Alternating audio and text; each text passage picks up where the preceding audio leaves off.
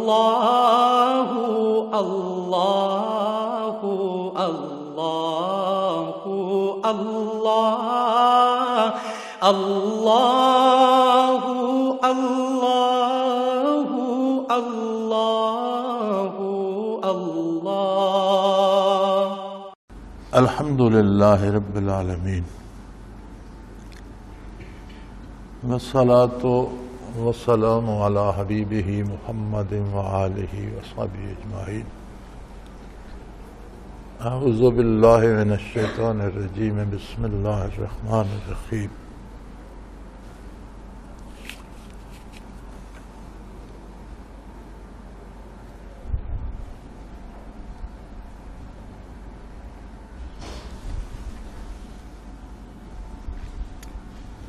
یہ ایک سوال ہے کہ کنوز دل کے صفحہ 114 پر ہے کہ حضرت خضر نے ایک کم سن بچے کو قتل کر دیا۔ موسیٰ علیہ السلام نے اعتراض فرمایا، بعد میں جب انہوں نے وضاحت فرمائی تو بتایا کہ بچہ مزاجاً برائی کی طرف مائل تھا، بڑا ہو کر والدین کے لیے پریشانیاں پیدا کرنے والا تھا، مگر اس کے والدین نیکی پر گامزن تھے، سو اللہ کریم نے اسے اٹھا لیا۔ نبی کریم صلی اللہ علیہ وسلم کا ارشاد ہے، کل مولود یولد علی الفطرہ فابواہ یہودانہ او ینصرانہ او یمجسانہ او کما قال رسول اللہ صلی اللہ علیہ وسلم۔ تو حضرت خضر کا یہ فرمانا کہ یہ بچہ مزاجاً برائی کی طرف مائل ہے، اسے کیا مراد ہے؟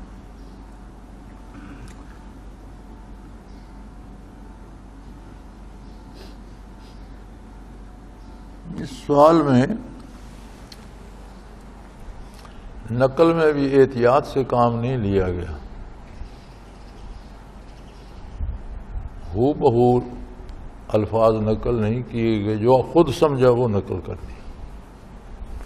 ہم ایک جملہ پڑھتے ہیں، اس سے ہم نے کیا سمجھا وہ ایک الگ بات ہے، لیکن جب آپ نقل کرتے ہیں تو وہ جملہ جیسا ہے ویسا نقل کرنا چاہیے۔ اس سوال میں اکثر جملے لکھنے والے نے جو سمجھا وہ نقل کر دیا، ایسا ہو بہو کتاب میں نہیں ہے۔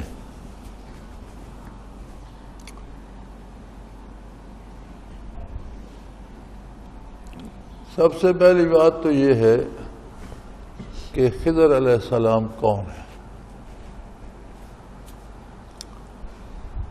حضرت جی رحمۃ اللہ علیہ کی تحقیق کے مطابق حضرت خضر بنی اسرائیل میں سے تھے، انتہائی اعلیٰ مقامات کے حامل ولی اللہ تھے، اور اپنے عہد کے صاحب منصب قطب مدار تھے۔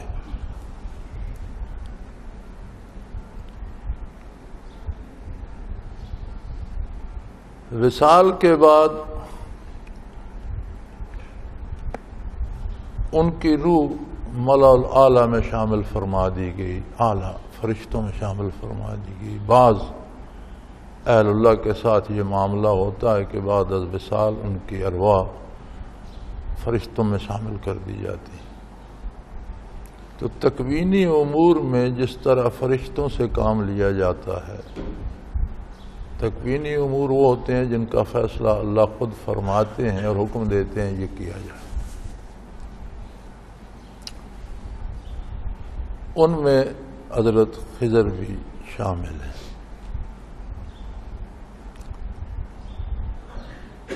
تشریعی امور وہ ہیں جن کا علم انبیاء کو دیا جاتا ہے اور ان کے اصول اور ضابطے ہوتے ہیں۔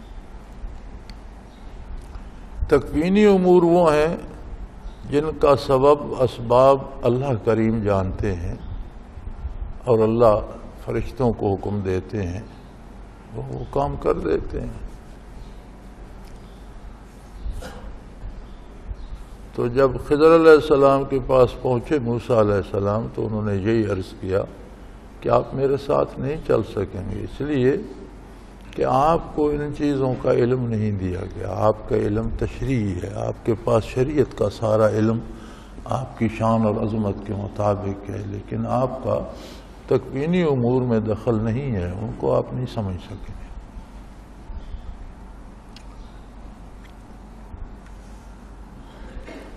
ہم ایک دفعہ ایک گھر میں تھے تو یہی سوال پیدا ہوا،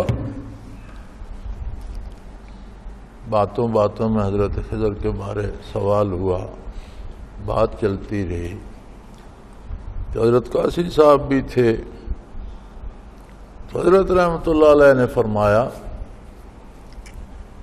کہ قاضی صاحب دیکھیں اس وقت خضر علیہ السلام کہاں ہیں۔ قاضی صاحب نے مراقبہ کیا اور کہنے لگے میں نے آسمانوں میں تو نگاہ دوڑائی ہے، آسمانوں میں تو نہیں ہے۔ تو آپ نے فرمایا میں نے کب کہا ہے آسمانوں میں دیکھیں، زمین پر دیکھ لیں۔ تھوڑی دیر قاضی صاحب مراقب ہوئے اور فرمانے لگے زمین پر بھی نہیں۔ حضرت مسکرائے اور فرمایا قاضی صاحب آسمانوں میں بھی نہیں ہے، زمین پر بھی نہیں ہے، تو ہے کہاں؟ جہاں ہم ٹھہرے ہوئے تھے حضرت جی کے اچھے شاگردوں میں سے ایک ساتھی تھا، اور اس عہد میں وہ اس کے پاس منصب تھا قطب مدار کا۔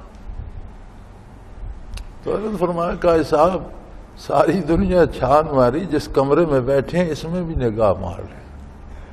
تو فرمانے لگے وہ تو یہ بیٹھے ہیں۔ میں نے کہا کمال ہے، آپ نے زمین آسمان چھان مارے اور اپنے پاس کا پتہ نہیں۔ تو حضرت نے فرمایا کہ صاحب یہ خطب مدار تھے، اسی منصب پر ان کا وصال ہوا، اللہ نے ان کو تکوینی امور پہ فرشتوں کے ساتھ لگا دیا، تو یہ عموماً قطب مدار کے ساتھ رہتے ہیں، جس عہد میں جو قطب مدار ہو اس کے ساتھ ان کا تعاون ہوتا ہے اور اس کے ساتھ رہتے ہیں۔ یہ تو خضر علیہ السلام کے متعلق جو میں جانتا ہوں میں نے عرض کر دیا۔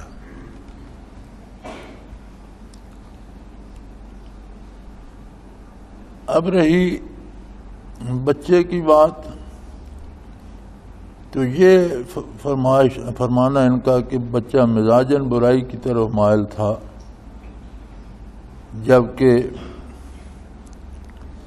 ہر بچہ فطری استعداد لے کر پیدا ہوتا ہے۔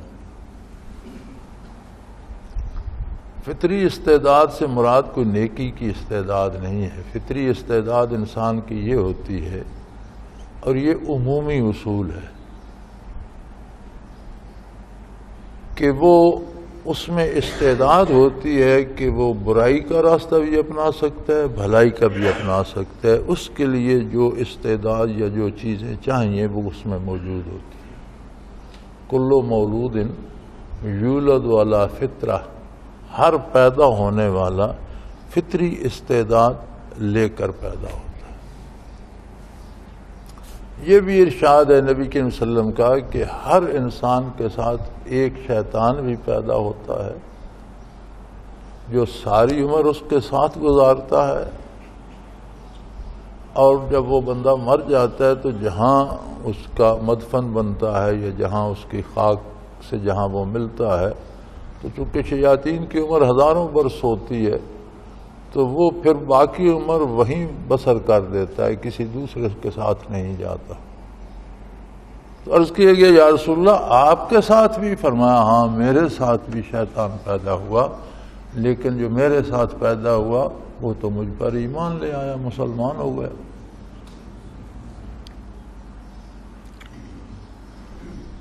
تو اللہ کریم عالم الغیب و شہادہ ہیں، حاضر غیب سب کو جانتے ہیں۔ اب یہ جو والدین تھے جن کی اولاد تھی ان کے پاس بھی تو وہی فطری استعداد تھی، اور فطری استعداد یہ ہوتی ہے کہ ہدیناہ السبیل اما شاکرا اما کفورا، ہم نے اس میں ایک طاقت ایک استعداد رکھ دی ہے، راستہ واضح کر دیا، اب اس کا انتخاب ہے کہ وہ شکر گزار بندہ بنتا ہے یا ناشکری کی طرف جاتا ہے۔ فطری استعداد یہ ہوتی ہے، اللہ نے راستہ سامنے کر دیا، دونوں طرف کی استعداد اس کے اسی لیے تو انسان جواب دہ ہے اور مکلف ہے۔ اگر مجبور محض ہو کر نیکی پہ لگا دیا جاتا تو اجر کس بات کا، مجبور محض کر کے برائی پہ لگا دیا جاتا تو سزا کس بات کی۔ اختیار یہی ہے بندے کے پاس کہ وہ نیکی یا برائی میں سے کون سا راستہ اختیار کرتا ہے. اس کے پاس استعداد ہے، جس طرف چلتا ہے اسے استعمال کرتا جاتا ہے. اسی کا وہ جواب دہ ہے. تو تقدیر دو طرح سے ہے، قضاء مبرم اور قضاء معلق. قضاء مبرم وہ تقدیر ہے جس کا فیصلہ ہو چکا، اس میں کوئی تبدیلی نہیں ہوگی. قضاء معلق وہ ہے جو درمیان میں مسلط کر دی جاتی ہے، جس کا انگریزی ترجمہ بنتا ہے ہینگنگ ڈیسیژن، جس کا تعلق انسانی کردار سے ہوتا ہے. جیسے قومیں کی قومیں تباہ ہو گئیں، غرق آب ہوئی، آسمانوں سے آگ برسی، زمین میں دھس گئیں، تو سب کی جو موت یا پیدائش کا وقت ایک تو نہیں تھا. ان کے کردار سے ان پر وہ جو قضاء معلق تھی وہ مسلط کر دی گئی، تباہ ہو گئی. تو اب یہ والدین کی بھی ایک قضاء معلق تھی. بچہ بھی چھوٹا ہی تھا تو فطری طور پر اس نے شیطنت کی طرف اس کی توجہ ہوگی.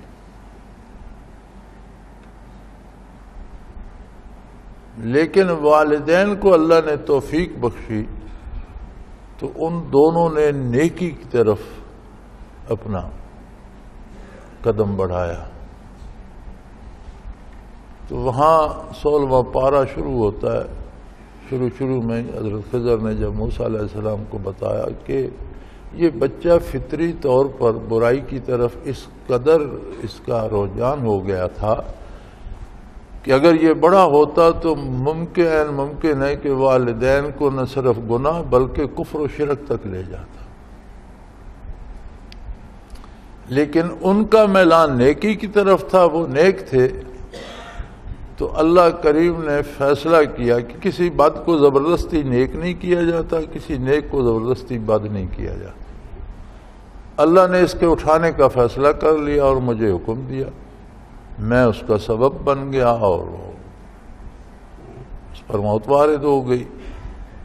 اب اللہ اس کے بدلے انہیں بہتر اولاد عطا فرمائے گا. تو مفسرین کرام فرماتے ہیں کہ اس کے بعد ان کے ہاں ایک بیٹی ہوئی. بڑی ہو کر اس کی شادی اللہ کے ایک نبی سے ہوئی اور پھر کئی انبیاء اس کی نسل میں سے مبعوث ہوئے. تو یہ تقدیر معلق کے فیصلے ہیں جس کا مدار انسانی ایمان و یقین اور کردار و عمل پر ہے. اللہ کریم جانتے ہیں مخلوق کے پیدا ہونے سے پہلے اللہ کا علم قدیم ہے، حضوری ہے. اللہ کے علم میں ماضی حال مستقبل نہیں ہے. ہر چیز ہمہ وقت اللہ کے علم میں موجود ہے، حاضر ہے. جو کچھ ہو چکا وہ بھی اللہ کے ہاں حاضر ہے، جو ہونے والا ہے وہ بھی اللہ کے ہاں حاضر ہے، جو ہو رہا ہے وہ بھی اللہ کے ہاں حاضر ہے. تو یہ واقعہ قرآن کریم میں بیان کرنے سے ایک مقصد یہ بھی ہے کہ ہم اپنے کردار کی اصلاح کریں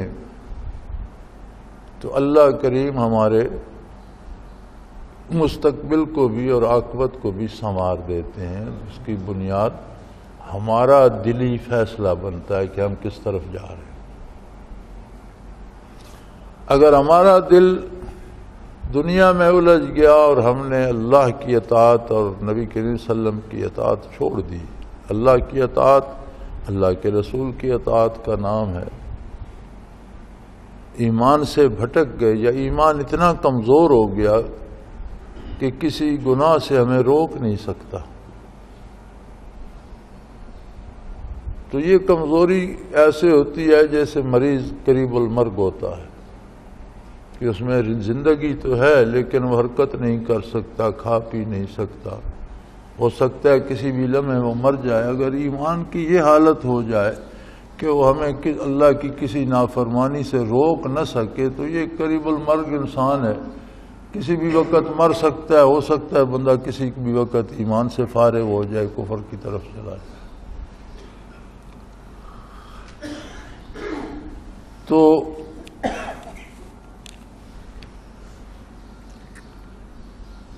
یہ بڑا ہو کر والدین کی پریشانیاں پیدا کرنے والا تھا نہیں، بلکہ قرآن کریم میں کہ ہو سکتا ہے انہیں کفر و شرک کی طرف دھکیل دیتا۔ تو نقل کے لیے یہ ضروری ہے کہ جو کچھ کتاب میں آپ پڑھتے ہیں وہ الفاظ ہو بہو نقل کریں، جو کچھ آپ نے سمجھا ہے وہ نہ لکھیں، کیونکہ ایک جملے سے میں مختلف سمجھتا ہوں، آپ مختلف سمجھتے ہیں، دوسرا آدمی مختلف سمجھ سکتا ہے، تو اپنی سمجھ نہ لکھیں، جملہ ہو بہو نقل کریں۔ تو اس میں سبق یہ دیا گیا ہے کہ تخلیقی طور پر ہر انسان کو فطری استعداد دی جاتی ہے۔ فطری استعداد سے مراد یہ ہے کہ اس میں صلاحیت موجود ہے، اگر وہ برائی کی طرف جانے کا فیصلہ کرے تو وہ برائی والی طاقتیں پروان چڑھنے لگتی، اگر نیکی کی طرف جانے کا فیصلہ کرے تو نیکی والی صلاحیتیں پروان کے چڑھنے لگتی ہیں۔ اور پھر اللہ کریم جانتے ہیں، لیکن فیصلہ تب فرماتے ہیں جب کوئی عمل کرتا ہے۔ اب ایک بندے کے بارے آپ جانتے ہیں کہ یہ فلاں کو قتل کر دے گا، تو کیا آپ اسے سزا موت دلوا سکتے ہیں؟ قتل کرے گا تو سزا ملے گی نا۔ ابلیس کے بارے اللہ کریم جانتے تھے، اور جب اس کا کفر ظاہر ہوا تو قرآن کریم میں آتا ہے کانا من الکافرین، تھا ہی کافروں میں سے، علم الہی میں تو موجود تھا کہ یہ کافر ہے، یہ اس کا ایمان اور عبادات ساری ملمہ سازی ہے، لیکن ہزاروں برس وہ عبادت کرتا رہا، اللہ اس کے درجات بڑھاتے رہے حتیٰ کہ اسے فرشتوں میں شامل کر دیا۔ جب کفر ظاہر ہوا تو اس کی سزا مل گئی، اور مردود ہو کر ہمیشہ کے لیے جہنمی ہو کر پھٹکار لے کر آسمانوں سے پھینک دیا گیا۔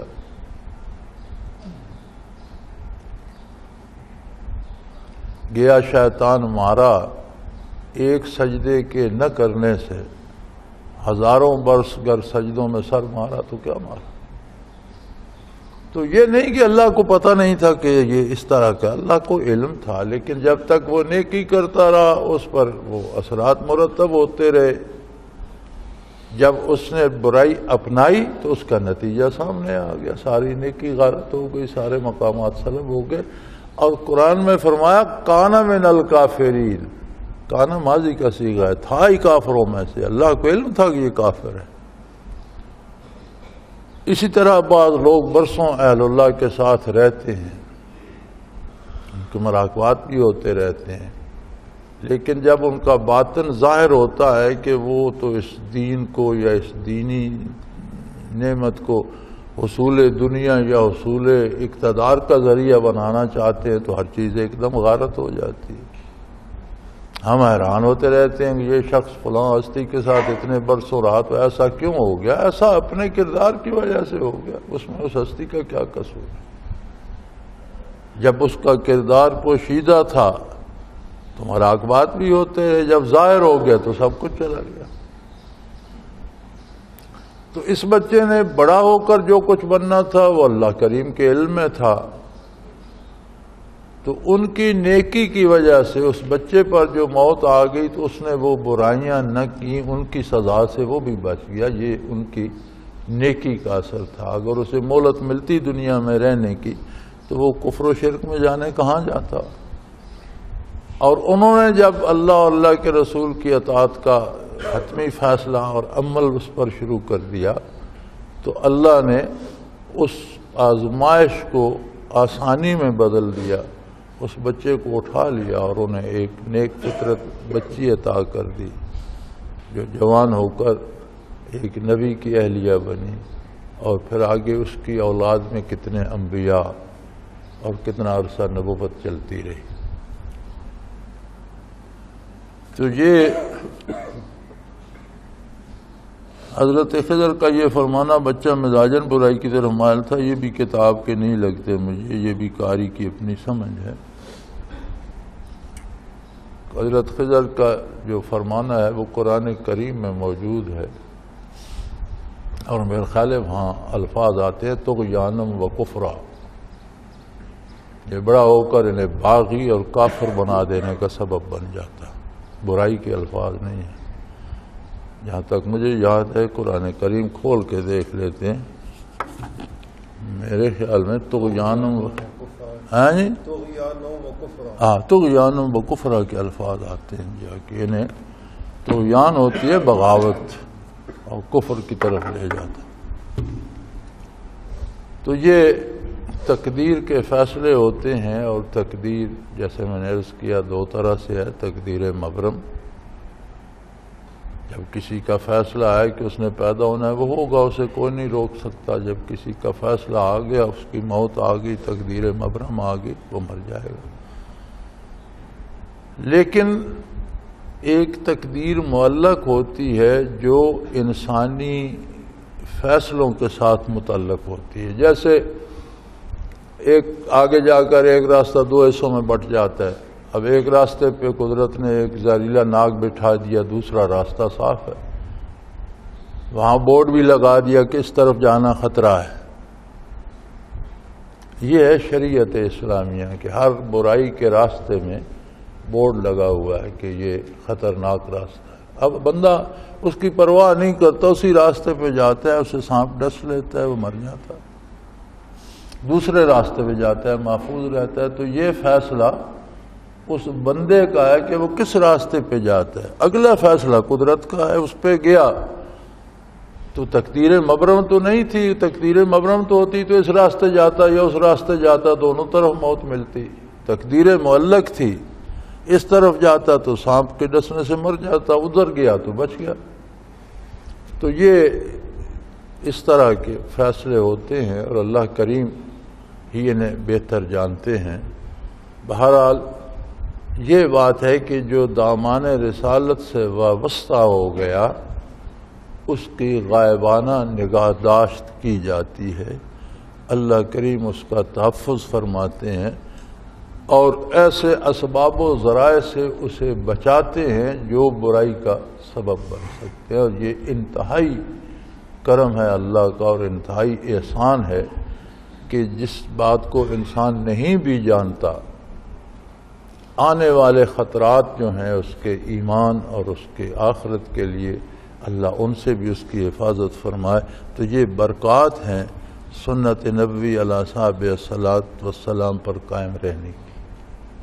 تو جو سبق ہم کو اس واقعہ سے حاصل کرنا چاہیے، جو اس کا ماں حاصل ہے، بہت سے سوال یہاں پیدا ہوتے ہیں کہ موسیٰ علیہ السلام تو اولو العزم رسول تھے اللہ کے، اور رب جلیل سے شرف ہم کلامی حاصل تھا، کلمہ ربہ تکلیما، تو پھر انہیں بات کی سمجھ نہ آئی، اور خضر علیہ السلام جانتے تھے۔ تو یہ ضروری نہیں خضر علیہ السلام ولی اللہ تھے۔ اب ایک شخص بہت امیر ہے، اس کے پاس 10 گاڑیاں ہیں، تو اس کو کار چلانا نہیں آتا، تو ضروری نہیں کہ جو ڈرائیور کار چلا سکتا ہے وہ درجے میں اس سے بڑا ہو گیا، کیونکہ وہ کار چلانا نہیں جانتا، یہ کار چلانا جانتا ہے۔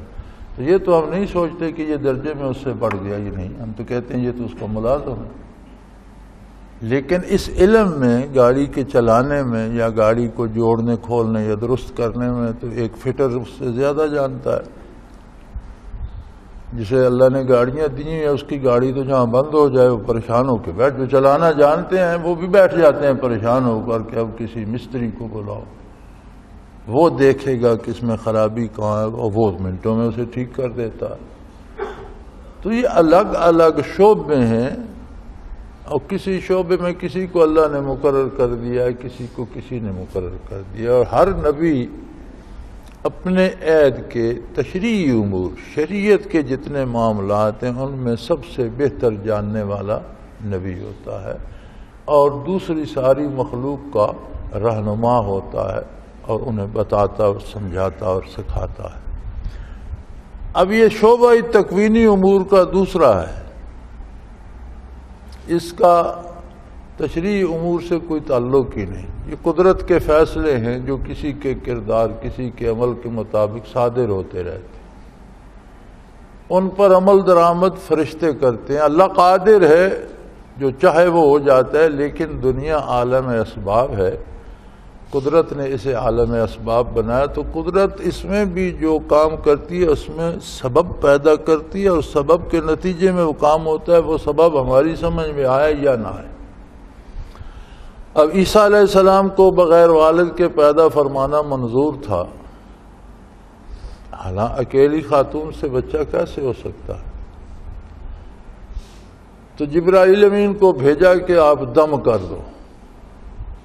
جب بغیر باپ کے پیدا کرنا ہے تو بغیر دم کے بھی پیدا ہو سکتا ہے، لیکن ترک سبب کو اللہ کریم نے درست قرار نہیں دیا، اپنی ذات کے لیے بھی عالم اسباب میں روح الامین کے جبرائیل علیہ السلام کے دم کو سبب بنا دیا۔ تو اس میں یہ بات بھی آ گئی کہ ہمارے جو لوگ سمجھتے ہیں کہ کام اسباب چھوڑ دو تو یہ توکل ہے، وہ غلطی پر ہے۔ اسباب اختیار کرنا اور نتیجے کی امید اللہ سے رکھنا توکل ہے۔ اسباب چھوڑ دینا اور کہنا آج خود ہو جائے گا، یہ توکل نہیں ہے، یہ فطری قوانین کی خلاف ورزی اور جرم ہے۔ ہمارے ہاں مصیبت یہ ہے کہ عام اسباب چھوڑ دیتے ہیں، کہتے ہیں خود ہی اللہ کریم کر دے گا، ہم تو تبلیغ پر جا رہے ہیں، بیوی بچوں کو سال بھر اللہ سنبھالے گا، ہم اللہ کے کام پر جا رہے ہیں، اس لیے اللہ کی ذمہ داری ہے کہ وہ ہمارا کام کرے۔ اللہ نے جو ذمہ داری تمہیں دی ہے تو اس میں سے جان چھڑاتے ہو، تو پھر تبلیغ ہی اللہ کے ذمہ کر دو کہ اللہ کو تو فاصلہ طے نہیں کرنا پڑتا، وہ خود ہی کرتا رہے، تم اپنی ذمہ داری پوری کرو۔ تبلیغ دین ایک اہم فریضہ ہے اور بہت بڑی بات ہے، اور اس کا ایک فائدہ یہ ہوتا ہے کہ کسی شخص نے حضرت تھانوی رحمۃ اللہ علیہ خدمت میں لکھا کہ مجھ سے فلاں برائی نہیں چھوٹتی، جھوٹ بول لیتا ہوں، یا اس طرح کوئی برائی اس نے لکھی، کوئی ایک وہ لکھی نہیں گئی کتابوں میں کہ وہ مجھ سے نہیں چھوٹتی، تو انہوں نے تجویز فرمایا کہ اس پر واز کیا کرو، تم تو مولوی ہو تو اس پر قرآن و حدیث سے دلائل دیا کرو اور لوگوں کو سمجھایا کرو کہ یہ نہیں کرنی چاہیے، اس کا یہ جرم ہے، اس کے لیے یہ حکم ہے۔ اس کا فائدہ یہ ہوگا کہ کسی کو سمجھ آئے نہ آئے، اللہ تمہیں توفیق دے دے گا، تم اس سے بچ جاؤ گے۔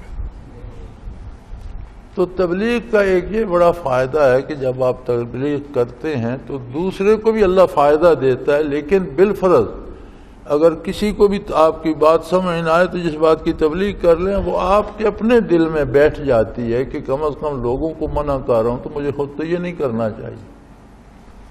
لیکن اس کے لیے بھی ضابطے اور اصول ہیں، فرائض کی اہمیت ہے، بیوی کے حقوق ہیں، بچوں کے حقوق ہیں، والدین کے حقوق ہیں۔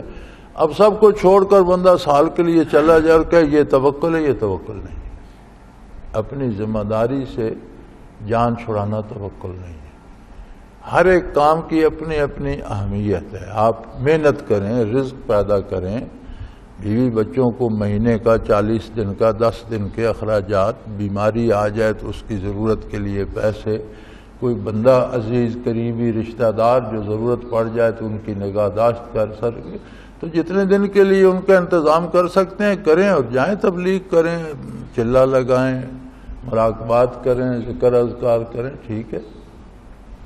ورنہ حضرت ویسے کرنی رحمۃ اللہ تعالی علیہ جیسی ہستی تابعی تو بن سکی، شرف صحبت سے محروم رہی۔ ان کے دل کی جو کیفیت تھی اور جو عشق نبوی تھا اور حضور سے جو محبت تھی، اس کا اظہار تو حضور نے بھی فرمایا کہ اس کی والدہ کا بڑھاپا اس کے آنے میں رکاوٹ ہے، تو سیدنا فاروق اعظم جیسی ہستی سے فرمایا کہ جب آپ کی ان سے ملاقات ہو تو انہیں میرا سلام بھی کہیے گا۔ اب کتنی بڑی اللہ کی رحمت ہے کہ اللہ کا نبی فرما رہا، اور میری امت کے لیے کہیے گا دعا بھی کریں۔ تو پھر وہ حاجیوں کے قافلے کے ساتھ مکہ مکرمہ آئے، پھر مدینہ منورہ حاضری دی۔ تو یہ روایت بھی درست نہیں کہ حضرت عمر انہیں وہاں یمن ملنے گئے تھے، مدینہ منورہ انہوں نے حاضری دی اور وہاں فاروق اعظم رضی اللہ عنہ کی خدمت میں بھی حاضر ہوئے، اور پھر غالباً مجھے صحیح یاد نہیں، کوفہ ہی غالباً مدینہ منورہ سے کوفہ منتقل ہو گئے، وہیں ان کا وصال ہوا۔ تو یہ کتنی بڑی سعادت تھی کہ شرف صحابیت سے سرفراز ہوتے، پھر عشق رسول کی نعمت بھی حاصل تھی، لیکن والدہ ضعیف بھی تھی اور دوسرا کوئی اس کی نگہداشت کرنے والا بھی نہیں تھا۔ تو یہ ان پر فرض اس سے مقدم تھا، اسے چھوڑ کر وہ زیارت عالی کے لیے یا صحبت ایک لمحہ صحبت عالی نصیب ہو جاتی، صحابی ہو جاتی، اس کے لیے نہ جا سکے۔ تو ہم سارے خاندان کو چھوڑ کر تبلیغ کے لیے جانے کا جواز کہاں سے رکھتے ہیں؟ ہاں، ان کا انتظام ہو جائے، ان کے اخراجات کا انتظام ہو جائے، صحت بیماری کی نگہداشت کا انتظام ہو جائے، تو جتنا وقت نکل سکے کریں تبلیغ۔ تو ہم اس طرح سے کرتے ہیں کہ یا تو اسباب اختیار ہی نہیں کرتے اور کہتے ہیں یہ توکل ہے، یا پھر جب اسباب اختیار کرتے ہیں تو اللہ کو بھول جاتے ہیں، پھر کہتے ہیں میں نے فلاں سے سفارش کرائی ہے، یا میں نے اتنے پیسے خرچ کیے ہیں، یا میں نے اتنی محنت کی، اب یہ کام میری مرضی کے مطابق ہو۔ تو یہ دونوں طریقے غلط ہو جاتے ہیں۔ اسباب ترک کرنا بھی اللہ کے حکم کی خلاف ورزی، اسباب اختیار کرو اور جائز اسباب اختیار کرو، ناجائز وسائل اختیار کرنا بھی جائز نہیں ہے۔ جائز اسباب اختیار کرو، پوری محنت کرو، پھر نتیجہ اللہ کریم پہ چھوڑ دو، نتیجہ مرتب کرنا اس کا کام ہے، یہ توکل ہے۔ اور یوں تشریعی فیصلے اور ہوتے ہیں جو شریعت کے مطابق ہوتے ہیں، اور تکوینی امور جو وہ خود طے کرتا ہے ان کی ہمیں سمجھ نہیں آتی، وہ جانے، اس کا کام جانے۔ لیکن ایک بات واضح ہو گئی کہ اگر ہم خلوص دل سے دامان رسالت سے وابستہ ہو جائیں تو وہ غائبانہ اور مستقبل میں آنے والے خطرات سے بھی ہماری حفاظت فرماتے ہیں۔ وآخر دعوانا ان الحمدللہ رب العالمین۔ الحمدللہ رب العالمین، والصلاة والسلام علی حبیبہ محمد وآلہ وصحبہ۔ اللہم ربنا لا تقتلنا بغضبک ولا تہلکنا بعذابک واعف عنا قبل ذلک۔ اللہم ربنا لا تسلط علینا من لا یرحمنا، انت ولینا فی سفرنا وحضرنا فی مالنا وآلنا، انت ولینا فی الدنیا والآخرہ، توفنا مسلمین والحقنا بالصالحین۔ اللہم انصر الاسلام والمسلمین، اللہم اید الاسلام والمسلمین، اللہم اعز الاسلام والمسلمین فإنک علی کل شیء قدیر۔ اللہم ربنا نور قلوبنا بنور المعرفۃ والایمان، اللہم ربنا ارزقنا